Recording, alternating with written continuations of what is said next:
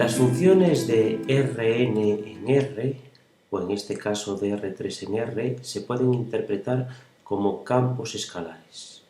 Vamos a calcularle a esta función de tres variables el gradiente y el laplaciano. Para calcular el gradiente escribimos grad y la función a la que le queremos calcular el gradiente. En este caso es una función de tres variables que responde a esta fórmula. Lo ejecutamos y aquí vemos que nos calcula el gradiente. Aquí utiliza la notación con nabla, que es como se llama este operador en castellano, y aquí tenemos el resultado del gradiente. La función, en este caso el campo vectorial gradiente.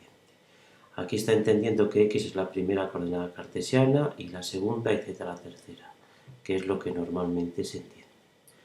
Para calcular el laplaciano, escribimos laplaciano.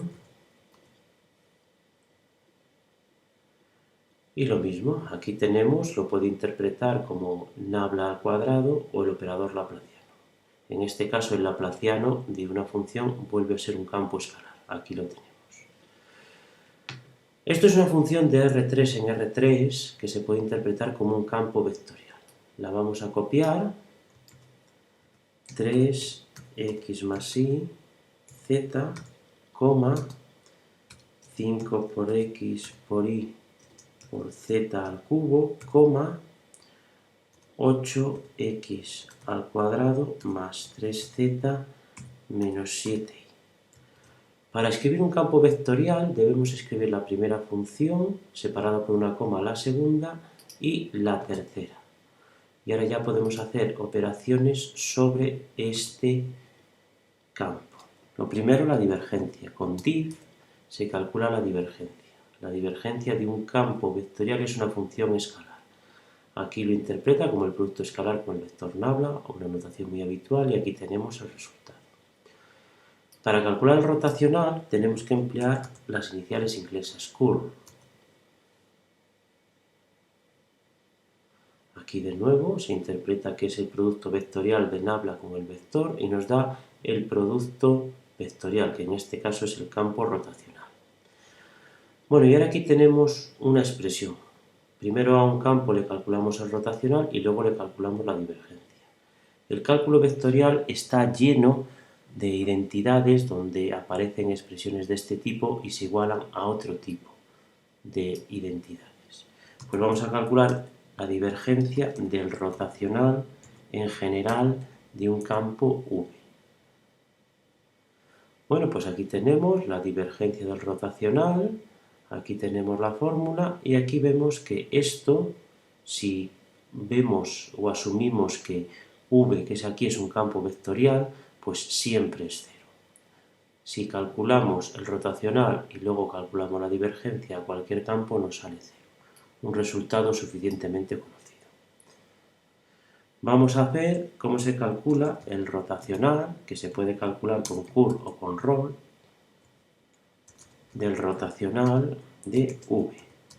Esto en general no es nulo. El rotacional del rotacional no es nulo. Aquí lo tenemos, que es un producto vectorial y otro producto vectorial, y resulta que nos da la siguiente fórmula. Para calcular eso se puede hacer como el laplaciano, cambiado de signo, la divergencia y el gradiente. Esa es la fórmula a la que da lugar, o una de las fórmulas a la que da lugar el rotacional del rotacional. Bueno, y ahora vamos con otra identidad clásica, y es que el laplaciano es lo mismo que la divergencia del gradiente. Pues vamos a calcular la divergencia del gradiente de un campo V y a ver qué nos dice.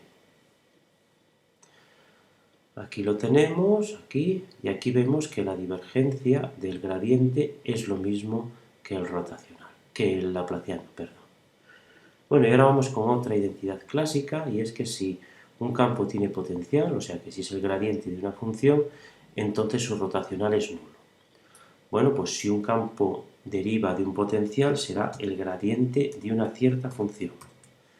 Si a esta función le calculamos el rotacional, por teoría sabemos que esto debe ser cero. Aquí lo tenemos.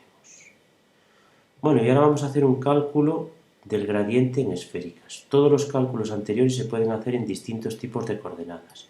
Y en principio Wolfram Alpha entiende qué tipos de coordenadas son. Si escribimos gradiente y escribimos R por el coseno de teta, que es la notación habitual para las coordenadas esféricas, por el seno de phi, que es también una notación habitual para los ángulos, pues aquí vemos que interpreta que es el gradiente. Y además nos interpreta que lo que le hemos dado son coordenadas esféricas. Aquí tenemos el resultado en coordenadas esféricas y también nos lo transforma a coordenadas cartesianas por si lo necesitamos. Nos dice que aquí R es el radio y estos son los dos ángulos de las coordenadas esféricas.